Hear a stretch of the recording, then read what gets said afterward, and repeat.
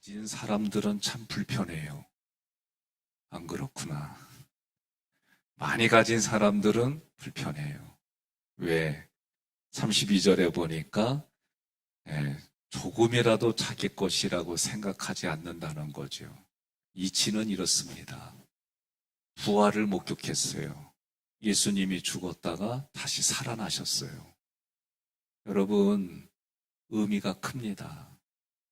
죽었다가 다시 살아나니까 예수가 십자가에 죽은 이유가 믿겨지는 거예요. 나에게 그리스도였구나. 예수가 나에게 그리스도였구나. 그래서 죽을 수밖에 없는 나를 대신해서 죽으셨구나. 십자가의 의미가 분명하게 가슴에 와닿는 거예요. 아니, 예수 믿으면 재물도 많아지고, 예수 믿으면 권력도 생기고, 예수 믿으면 이 세상에서 뭔가 권세가 있어가지고 떵떵거리고 살 줄 알았는데, 이게 목적이 아니라는 게 깨달아지는 거예요. 여러분이 깨달아진 거를 아멘을 속으로만 하면 안 돼, 이때는. 겉으로도 해야 되는 거예요. 예? 내가 마음으로 믿어서 입으로 고백하는 것이 우리는 그 말씀에 내가 동의합니다. 아멘이요. 그러는 거예요. 그래서 오늘 이 본문의 말씀에서는 예수님이 십자가에서 죽은 이유가 죽을 수밖에 없는 나의 존재를 위해서 예수님이 그렇게 죽으셨구나. 하나님의 방법이 이것이구나. 하나님의 방법이 나를 사랑한다는 것이 십자가에서 죽으신 예수가 마음으로 믿겨지는 거예요. 그래서 그 예수가 죽었지만 사흘 만에 부활했다는 것이 이제 목격이 되어져서 목격이 계속 이제 흘러가고 선포하고 얘기가 되어지니까 부활이라고 하는 것이 이 믿음이 성장하게 해주는 거예요. 그럼 믿음이 하나님이 주시는 거예요. 하나님이 주셔서 성경의 표현대로 하면 우둔한 우리의 머리를 열어주셔가지고 십자가의 사건이 내게 진실이 되는 거예요. 실체가 되는 거예요. 진짜가 되는 거예요. 그러니까 이 믿음을 가지고 있으니까 아니 죽으면 끝이요. 그래서 있는 동안은 물질을 가져야 되고 권력을 가져야 되고 이것 가지고 살아가는 거지. 이런 인생으로 살아가다가 예수가 그리스도로 나에게 정말 죄를 위해서 죄인인 내가 죽을 수밖에 없는 나를 위해서 예수님이 살아나신 것에 대한 뭐가 생기냐면 소망이 생기는 거예요. 소망이 생겼어요. 그 소망이 무슨 소망이냐? 천국에 대한 소망이에요. 저는 하나 부탁이 있습니다. 제가 우리 교회 온 지 아직 100년이 안 됐어요.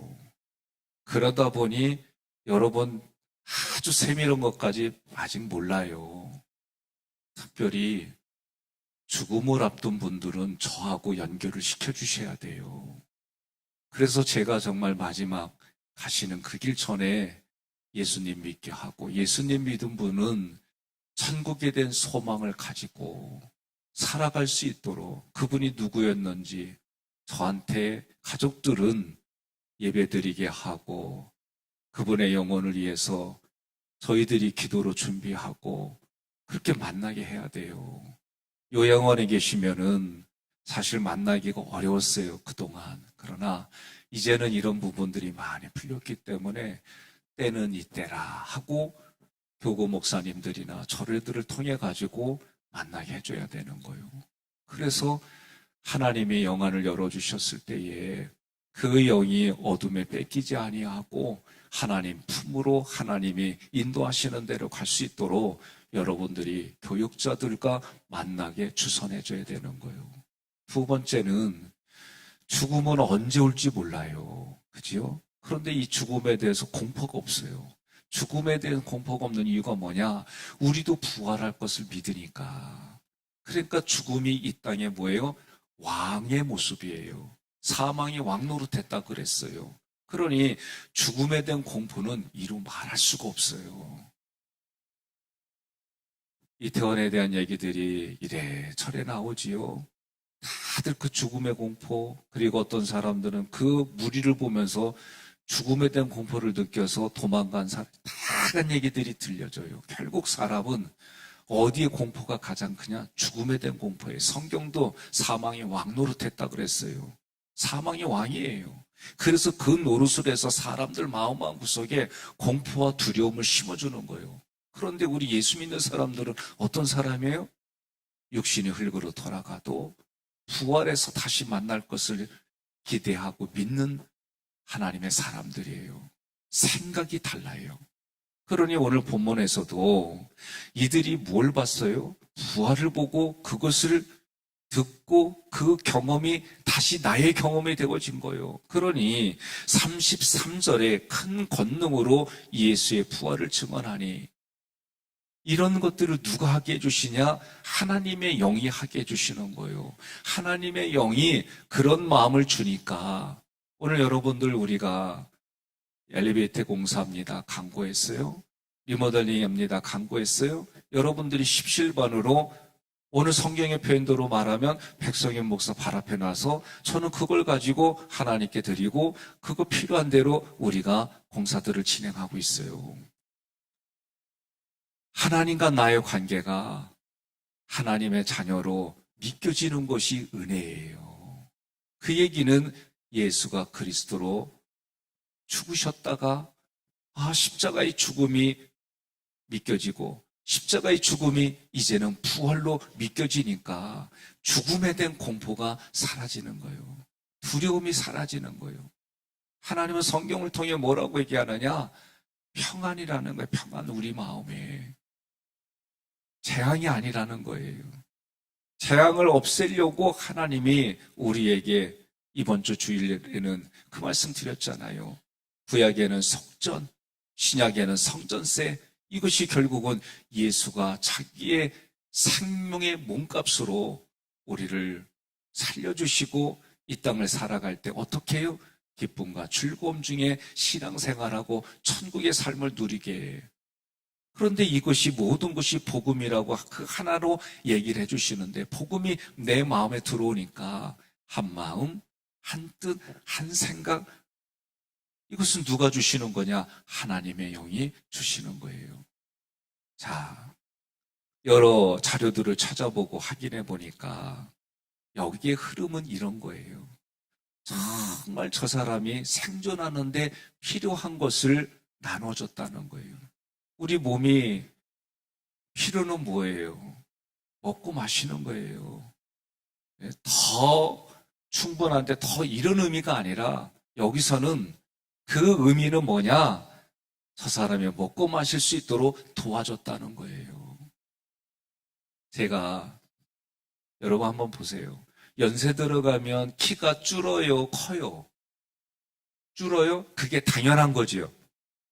네, 당연하다고 하는 분들에게는 제가 다른 얘기합니다. 8월 19일 날 제가 고의적으로 아니라 브레이크가 안 들어서 교통사고를 일으켰어요. 크게 교통사고 났어요. 그래도 몸 인사사고는 안 났어요. 그래도 그냥 우리가 아는 방법으로 그냥 이렇게 적당히 마무리하다가 큰 증세가 없으니까. 근데 이제 목하고 또 허리하고 이런 데가 은근히 아파와요.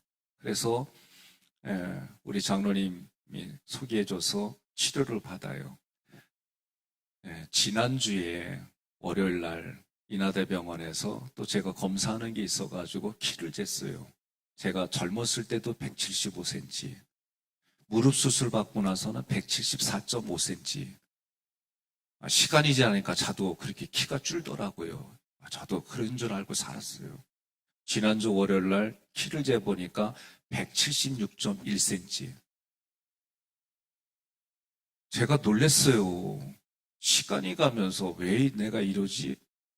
가만히 보니까 뼈를 맞추는 의사를 만나서 그분이 저의 목뼈부터 엉치까지 삐뚤어진 것들, 그 전에 디스크 나와서 힘들었던 목에 집중적으로 치료를 해줬는데 연세 드시면은 이렇게 돼요. 그래서 저도 이 넥타이가 길어졌어요. 당연한 줄 알았어요. 이분 만나니까 키가 내 평생에 176.1cm가 나온 건 처음이요. 제가 이분에게 여쭤봤어요. 부분뼈를 펴주니까 그리고 제가 당이 있다고 그러니까 이분이 그러면 7번째 뼈가 문제가 있는 겁니다. 그러더니 7번째 뼈를 아내를 통해 만지게 하고 그쪽에 치료를 받으니까 이런 일들도 있구나. 이분이 한의사 이분한테 제가 웃으면서 얘기를 하는데 이분이 저한테 그래요. 목사님, 좋은 목자 만나면 행복한 신앙생활 합니다. 저한테 해준 얘기예요. 제가 그래서 뭐라 그랬냐면 좋은 의사 만나면 몸이 행복합니다. 저는 몸 공부를 안 했어요. 그리고 몸을 공부는 그냥 그저 그러려니 나 이제는 좋은 의사들을 만나니까 제가 치료도 받고 제 몸이 건강해지고 건강한 걸 유지하는 방법이 뭔지 이렇게 되어지니까 내가 잘못 습관들였던 것들을 고치게 하는데 이 기간은 몸이 불편해요. 의사가 하라는 대로 하려고 하다 보니까 불편한 게 한두 가지가 아니에요. 그거를 견디고 참고 하라는 대로 훈련하니까 키도 커지고 요새 제가 듣는 얘기가 있어요. 얼굴이 기름이 잘잘 흐른데 우리 심령도 마찬가지예요. 성경이 말씀하는 대로 예수가 그리스도이고 예수가 나의 구세주고 그리스도 예수를 믿는 것이 매일매일의 삶의 훈련이 되어지고 그 십자가의 의미가 깨달아져서 부활이 내 마음의 신앙으로 확고히 자리 잡으면 어떤 일이 일어나느냐? 사랑하며 살아가는 거예요. 사랑도 저도 참 쉽지 않더라고요. 그런데 사랑하게끔 마음을 품어주면 우리 수준의 사랑이 아니라 성경을 보면 단어가 달라요. 아가페의 사랑이에요. 우리가 사랑하는 거는 에로스적인 부분이고 존경하는 정도의 사랑이라고 한다면 하나님이 주시는 아가페의 사랑은 우리에게서 나오는 게 아니라 하나님이 주시어서 이들이 필요를 위해 정말 필요라는 건 그 사람의 생존을 위해서 우리가 자기의 것을 내어준다는 거예요. 이게 사랑이라는 거예요. 사랑은 말로만 하는 게 아니에요. 많은 분들이 내가 잘못했습니다. 그럼 말로 다 때워요. 성경 그렇게 얘기 안 해요. 잘못했으면 그 사람의 물질을 손해봤으면 그 물질의 4분의 1에서 강제적으로 하게 되면 5분의 1까지 그 사람에게 보상을 하게끔 구약은 얘기를 해요. 마음을 다치게 했으면 그 마음에 대한 보상도 물질로 주게끔 이게 속죄제, 속건제의 의미가 거기에 있어요. 하물며 하나님의 사랑이 내 마음에 들어오니까 내가 하나님을 기준으로 하나님을 근거로 하나님 중심으로 살아가겠습니다. 신앙이 믿음이 생기니까 부활하신 예수 그리스도를 통해 천국에 대한 소망이 죽어서만 가는 게 아니라 이 땅에 천국의 삶은 나누는 삶으로 나타나는 거예요. 이런 삶을 산 사람이 누구냐? 36절부터 37절에 바나바가 나오는 거예요. 이 사람의 신분을 보니까 레위 사람 제사장이고 그 레위 사람의 신분인데 제사장이 그렇게 하는 거예요. 오늘 지도자들이 마찬가지입니다. 세상을 향해서는 우리 성도들이 그런 삶의 지도자로 살아가는 거고 교회에서는 성도들 앞에 집사님들이 그렇게 살아가는 거고 집사님들 앞에 권사님들이 그렇게 살아가는 것이고 나는 아멘이 계속 나올 때 반복해서 하려고 그래요. 권사님들 앞에서는 장로님들이 그렇게 살아가는 거고 장로님들 앞에는 목회자들이 그렇게 살아가는 것이 여러분 믿음의 삶인 거예요.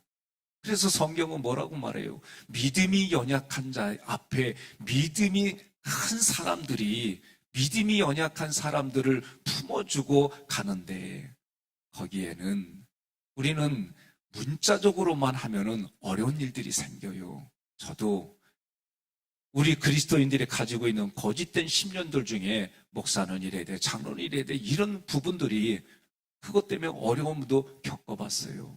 성경이 원하는 게 말하는 게 뭘까? 오늘도 문자적으로 얘기를 하다 보면 불편한 게 많이 있을 수 있어요. 의미가 뭘까? 그 의미는 생존을 위해서는 먹을 거를 나누고 같이 했다는 거예요.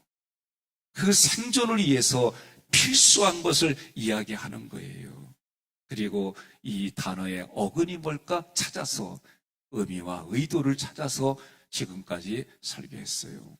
여러분, 오늘 말씀처럼 우리가 그러면 나누는 게 뭐냐라고 할 때 복음을 위해서 물질도 나누고 복음을 위해서 나의 재능도 나누고 복음을 위해서 이렇게 하는 거예요.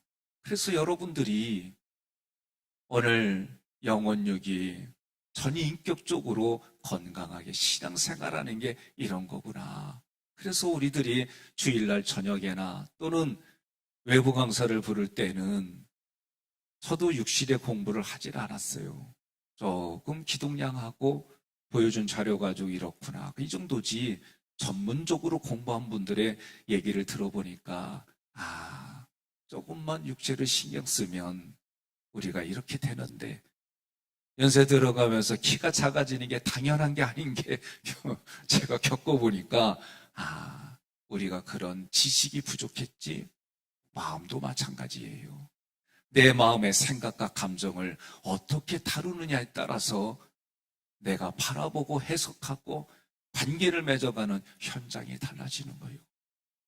우리는 부시케라고 하는 사람의 혼이 있는데 그 혼에 하나님의 영 푸뉴마가 담겨지니까 우리의 마음과 육체까지도 성경이 어떻게 해야 되는지 전문적으로 공부한 사람들의 그 전문가 이야기를 들어서 우리 신앙생활이 육체도 건강하고 마음도 건강해지고 영도 건강해져서 만나는 이들에게 우리들이 세상 사람들이 말하는 그 가치가 아니라 하나님이 주시는 말씀의 가치가 되어져서 하나님이 너희 앞에 생사화 복을 놓을 때에 너희는 살기 위하여 생을 택하고 너희는 살기 위하여 복을 택하는 분별력이 우리 안에 있어야 됩니다. 그러니 우리가 뭐라 그래요? 우리 동네에서는 그럴 때 아는 게 힘이다 그러는겨. 그랬더니 그렇게 훈련받기 싫은 사람 뭐라고 그래요? 모르는 게 약이요. 그래였고 우리는요 얼마든지 180도가 다른 현장에 자기가 선택해서 살 수가 있어요. 우리는 믿음으로 산다는 얘기는 내가 의도적으로 내 생각과 감정을 쳐서 꺾어서 우리의 영혼육이 살리고 복을 받는 그 길을 택해야 되는데 이게 성경은 뭐라고 말하느냐? 자기를 부인하는 거예요. 자기를 부인하고 자기 생각을, 자기 감정을 부인하고 자기 십자가를 지고 예수님이 걸어가신 그 길을 날아가는 거예요. 조금만 생각하면 얼마든지 우리가 살 위하여 생을 택하고 복을 택하는 분별력이 생기는데 그래서 믿음 위에 지식을, 지식 위에 경건을, 경건 위에 절제를, 절제 형제 우애를 이런 말씀들이 이 믿음이 가장 기반이 되는 거예요. 서신서에서는 이 믿음을 뭐라고 그래요? 방패라고 그래요. 방패. 이유는 간단해요. 우리에게 불화살이 쏟아지기 때문에 그런 거예요. 우리에게 불화살이 쏟아지니까 이 불화살을 막아주는 거는 믿음의 방패밖에 없는 거예요.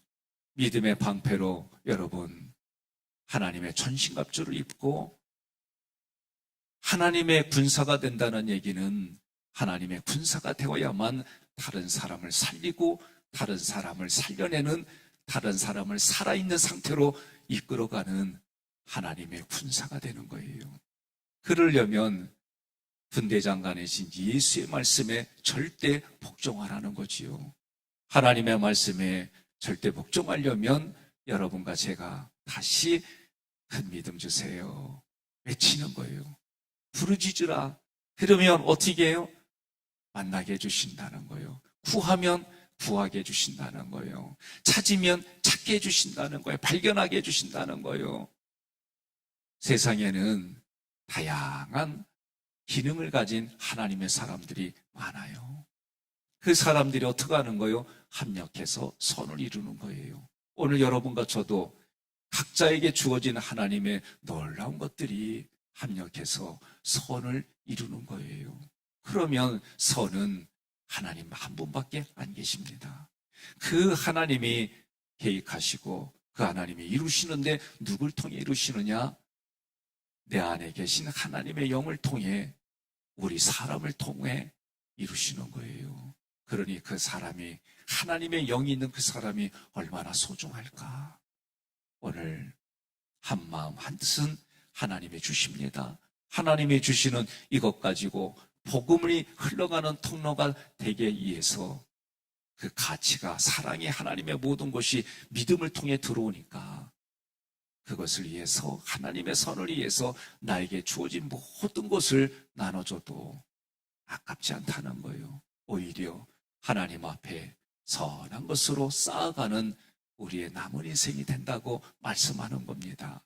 그 예로 성경은 오늘 본문의 흐름에서는 바나바가 그랬고 지금은 나 백성현이 여러분 각자의 이름이 성경에 기록되어져서 그렇게 가는 거다. 그것이 오늘 우리의 믿음의 생활이고 오늘 11월 한 달을 우리가 수확이라고 하는 관점일 때 영적인 수확이 넘쳐나고 그것이 내 마음에서 하나님의 사랑을 통해 다른 사람의 생존을 위해서도 도와주는 이 일들이 하나님께는 영광이요 이 땅에 사는 우리들의 관계는 평화가 되는 현장이 오늘 11월 1일을 기점으로 여러분의 남은 생애의 한 달 그리고 매일 매주 일어나 넘치기를 주님의 이름으로 권면하며 축복합니다.